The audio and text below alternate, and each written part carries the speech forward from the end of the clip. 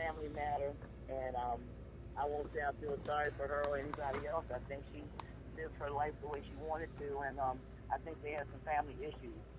That's what I think. So it's, it's between her and herself and her family. I just think that she lived the life that I think she wanted to live, and there must be some other dynamics that none of us would even know about, with her mother and father sharing information on her, and her with adopted siblings that are African American. So I just think that there's some family dynamics that that we don't know about. Maybe later, but right now we don't know about them.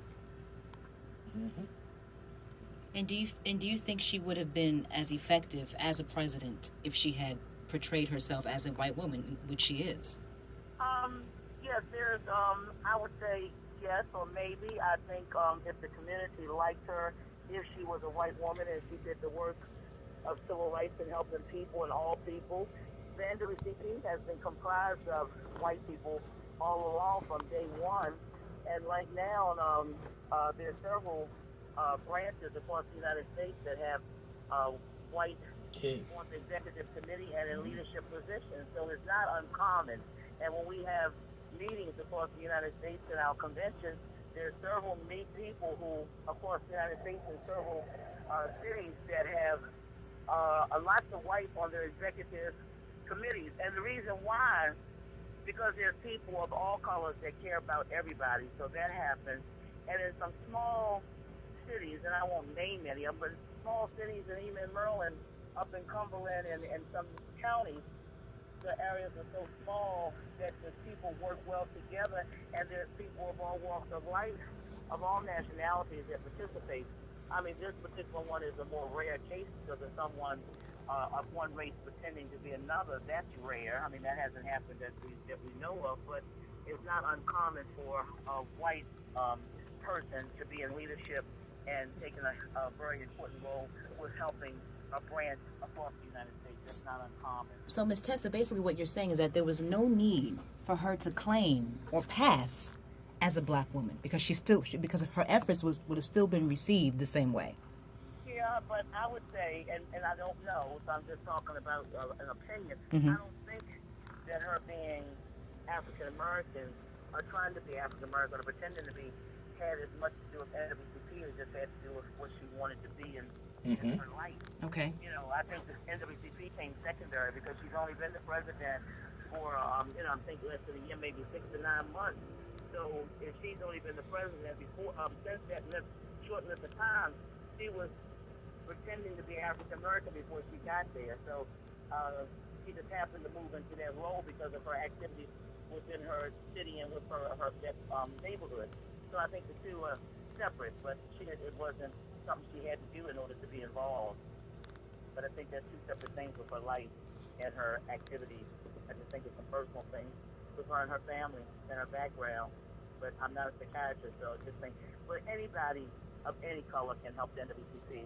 That is definitely a welcome thing. Here in Baltimore, we've had different people of different races that come to the table and sit with us that have been very active and have proven their work to help all people. Doctor, you have anything to say to President?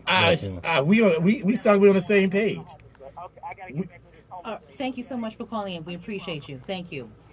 Bye-bye. Well, you're hearing it from the president. She restated a lot of things I said. The NAACP from the very beginning was integrated. There were several white folks, several people who were half white, and several people who were just straight black who, because of this Niagara movement, because W.E. Du Bois and his followers up there in Boston were just angry that Booker T. Washington was coming up north with these conservatives. Half white, straight black. I don't understand that. You either white or black.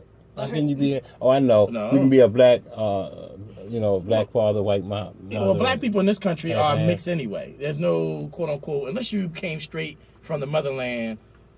Most black people in this country are amalgamation of many different things. Look in this room. But the issue is there was no need for her to lie about her race. That's the issue. That's the issue. That's the why the deception. I think that That's the issue. let's go to director. Let's go to Ms. Flowers. Before it taints, in my eyes, All right. everything she's done. All right, Carla, Ms. Flowers, you live. How you doing?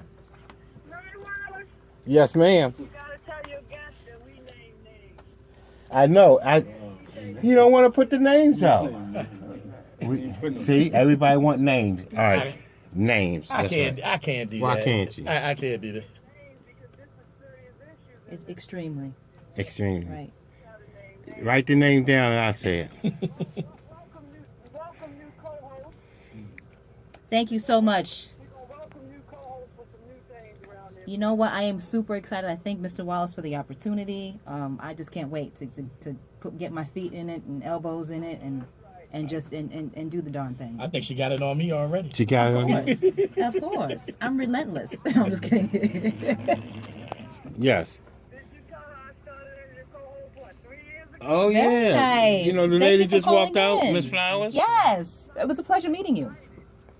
She moved up to bigger and better things now. We shall come to the thing that 90-year-old homeless woman over the Belvedere. She be all right. Okay, she hear you. All right, good show, guys. Thank you. That's right. If anybody need any place to stay, Dr. Flowers, you know, Belvedere Assisted Living, give her a call. And that number, The number is 410-944-4107. Dr. Flowers' number. Excuse me, I'm sorry.